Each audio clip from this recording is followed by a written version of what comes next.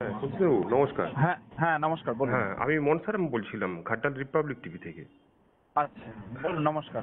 হ্যাঁ, আপনি তো দিল্লি গেছেন, কথা বলেছেন রেলপথের দাবিতে ঘাটাল মহকুমার সাথে, যে রেলপথের যোগাযোগ ব্যবস্থা দীর্ঘদিন ধরে পথে নেমে হ্যাঁ। লড়ছেন, আন্দোলন করছেন, দাবি তুলছেন এবং দাবিপত্র নিয়ে দিল্লি পর্যন্ত গেছেন। একদম। তো সেক্ষেত্রে একটা বিষয় প্রথমেই জানতে চাইবো যে এই দিল্লিতে আপনারা গেলেন, কি সাড়া পেলেন? হ্যাঁ, আমরা 3রা মার্চ থেকে 5ই মার্চ দিল্লির বিভিন্ন দপ্তরগুলোতে গেছি। সেখানে রাষ্ট্রপতি দপ্তর, প্রধানমন্ত্রীর দপ্তর এবং রেলমন্ত্রীর যে দপ্তর রয়েছে সেখানে আমরা আশা করেছিলাম যে রেলমন্ত্রী মাননীয় অশ্বিনী বৈষ্ণবকে আমরা ইমেল মারফতও অ্যাপয়েন্টমেন্টের জন্য অ্যাপ্লাই করেছিলাম, কিন্তু আমরা সাক্ষাৎ পাইনি। হুম। কিন্তু আমরা বিভিন্ন দপ্তরগুলোতে ডেপুটেশন দেওয়ার পর আমরা দপ্তর সূত্রে জানতে পেরেছি যে তাদের নির্দিষ্ট প্রোটোকল রয়েছে।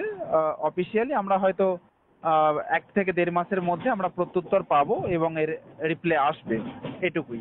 আমরা আশা রাখছি যে পরবর্তীকালে সাক্ষাৎকার হবে আমাদের সঙ্গে বিদ্যাসাগর রেলপথ মিশনের। এই প্রোটোকল বলতে কি জিনিসটা? প্রোটোকল বলতে ওনাদের বক্তব্য যে আপনারা যেহেতু 1 সপ্তাহ আগে জানিয়েছেন আমাদেরকে মেল হুম, মারফত, হুম, তাই এটা একটু সময় লাগবে। যেমন আজকেই কিছুক্ষণ আগে আমার মোবাইলে SMS এসেছে যে প্রধানমন্ত্রীর দপ্তরে আমরা যে অ্যাপয়েন্টমেন্ট আমরা স্মারকলিপি যে দিয়েছি সেটা রেজিস্টার্ড হয়েছে এবং সেটা ফার্দার প্রসেস হলে আমাদের জানানো হবে। আচ্ছা। হুম। এক্ষেত্রে এই আপনি একজন নাগরিকের পাশাপাশি আন্দোলনকারী, কিন্তু হুম। এই জনপ্রতিনিধি হিসেবে ঘাটালের থেকে বিলংস করছেন বিভিন্ন স্তরের হুম। জনপ্রতিনিধিরা, যারা হুম। মূলত জনগণের দাবিটাকে বাস্তবায়ন করার জন্য যাদের একটা নর্মাল রোল।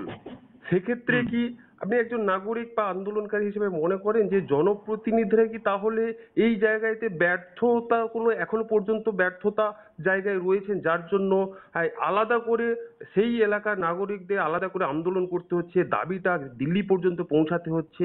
এই রোলটা তো জনপ্রতিনিধিদের তো থাকার কথা। আপনি কি মনে করছেন? আহ তাই গণতান্ত্রিক পরিকাঠামোতে জনগণের দ্বারা নির্বাচিত জনপ্রতিনিধি তারা এলাকার বিভিন্ন সমস্যার কথা তুলে ধরবেন, এটাই স্বাভাবিক। আমরা 2022-এর শেষের দিকে যখন আমরা ঘাটালের কতিপয় মানুষ আমাদের মনে হলো যে উন্নত যোগাযোগ ব্যবস্থার ক্ষেত্রে রেল একটা বিরাট বড় মাধ্যম, তো আমাদের ঘাটাল মহকুমায় কেন রেল লাইন নেই, আমাদের হুম, ঘাটাল মহকুমায় কেন বঞ্চিত। আমরা এর প্রশ্নের উত্তরগুলো খুঁজতে খুঁজতে হুম, যখন দেখলাম যে 2009-10 এবং 10-11 সালে রেল প্রজেক্টগুলি পাস হয়েছে, কিন্তু তার পরবর্তীকালে এই প্রজেক্টগুলি নিয়ে সেই অর্থে জনপ্রতিনিধি তার মধ্যে এইগুলো নিয়ে কোনো নাড়চার করেননি। তো আমরা সাউথ ইস্টার্ন এবং ইস্টার্ন রেলওয়েতে যাই, সেখানেও একই রকমই বক্তব্য যে আপনাদের যে প্রজেক্টগুলো, যে বরাদ্দ হয়েছিল তা হুম, একদমই শুধুমাত্র প্রজেক্টগুলোকে বাঁচিয়ে রাখা হয়েছে সামান্য কিছু টাকা বরাদ্দ করে। হুম, এইগুলোকে আবার পুনরায় প্রসেসিং করানোর জন্য জনপ্রতিনিধিদেরকে সংসদে গিয়ে বলতে হবে, আর না হলে এলাকার বিধায়কদেরকে চিঠি লিখতে হবে। আমরা হুম, সেই অনুযায়ী দিল্লি যাওয়ার আগে বিভিন্ন বিধায়কদের কাছে যাই যে আমরা গণ আন্দোলন করছি, আপনারাও সুপারিশ করুন। কারণ হুম, ওনাদের সুপারিশপত্র বা ওনারা এই বিষয়গুলো নিয়ে কিছু বলেননি বলেই কিন্তু গণ আন্দোলনের প্রয়োজন হয়েছে। হুম, না হলে তো গণ আন্দোলন যাই কিছুজন সুপারিশপত্র পেয়েছি, কিছুজন কিন্তু আমাদেরকে সুপারিশপত্র দেবে বলেছে, কিন্তু মানে কোনো না কোনো কারণে কখনো বলছেন আমি ব্যস্ত আছি, কখনো বলছেন যন্ত্রণা, মাথার যন্ত্রণা, আমি শারীরিকভাবে অসুস্থ, সেই জন্য কিন্তু ইগনোর করে যাচ্ছেন। আসলে আজকে যদি জনপ্রতিনিধিরা ওনারা যদি ওনাদের কাজটা করতেন, সংসদে গিয়ে বলতেন, বিধায়করা চিঠি লিখতেন, তাহলে কিন্তু আমাদের দিল্লি যাওয়ার প্রয়োজন হতো না। আমরা অ্যাকচুয়ালি নিরুপায় হয়ে আমরা আজকে প্রায় 3-4 বছর আন্দোলন করছি, আমরা নিরুপায় হয়েই কিন্তু দিল্লির দরবারে গেছি। তবে কিছু বিধায়ক যারা আমাদেরকে সুপারিশ করেছেন তাদের সুপারিশপত্র আমরা পেয়েছি, কিন্তু সকলের সুপারিশপত্র বা সাংসদের সুপারিশপত্র কিন্তু আমরা পাইনি। তাই আমরা বাধ্য হয়েই এক প্রকার ঘাটাল মহকুমাকে রেল মানচিত্রে যুক্ত করতে জনগণের দ্বারা গঠিত অরাজনৈতিক কমিটি হিসেবে বিদ্যাসাগর রেলপথ মিশন দিল্লির দরবারে পৌঁছেছিল। মানে এক কথায় জনপ্রতিনিধিদের এই দায়িত্বটা পালন করার জন্য কোথাও ঘাটতি থাকছে বলে মনে করছেন আপনি? অবশ্যই, অবশ্যই ওনারা যদি সঠিকভাবে এই বিষয়গুলোকে তুলে ধরতেন, তাহলে আমার মনে হয় না বিদ্যাসাগর রেলপথ মিশনের যে গণ আন্দোলন তার প্রয়োজন ছিল।